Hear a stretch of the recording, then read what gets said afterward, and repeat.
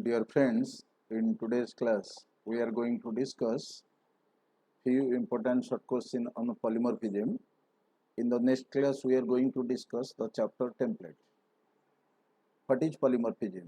Remember, poly means many, morphism means form, means the class having many forms, that is known as your polymorphism. Its example is static polymorphism and runtime polymorphism. Second question, how polymorphism achieved in compile time and runtime? Remember, allocating memory at compilation time is known as your compile binding, early binding or static binding, and allocating memory at runtime known as late binding or dynamic binding, and dynamic binding is achieved by virtual function. Question number 3. Discuss different way by which we can access public member function of an object. Remember, we can access the public member function by the help of object name followed by membership operator as dot, or pointer to object followed by the function name. Question number 4.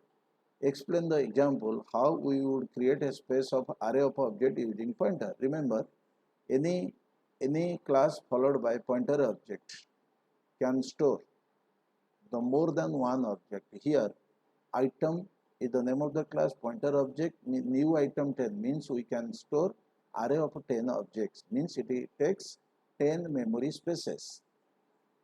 What does this pointer point to? This pointer holds the address of current object which is invoked. It can display the address of the object, or it can store the value of a element or member which is for use in a class. What is the application of this pointer? Remember, as we know, every object having an address. If we want to display the address, then we can use this. So this acts as a pointer object. What is virtual function? Virtual function is used at the runtime polymorphism. Virtual is a keyword by the help of which we can take a single memory objects of a pointer type which can hold the address of many objects. And why do you need virtual function? The answer is, to achieve runtime polymorphism, we need virtual function.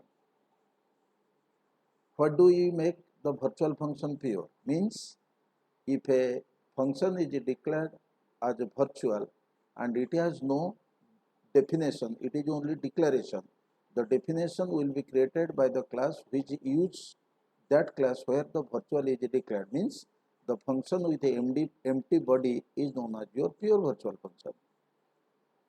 Now, some questions belongs to true or false. Virtual functions are used to create pointer to base classes. The answer is absolutely true. Virtual function allow us to use the same function to invoke the member function of different classes. That is true. A pointer of the base class cannot made to point the object of derived class. That is false. This pointer point to the object that is currently invoked by a function. That is true.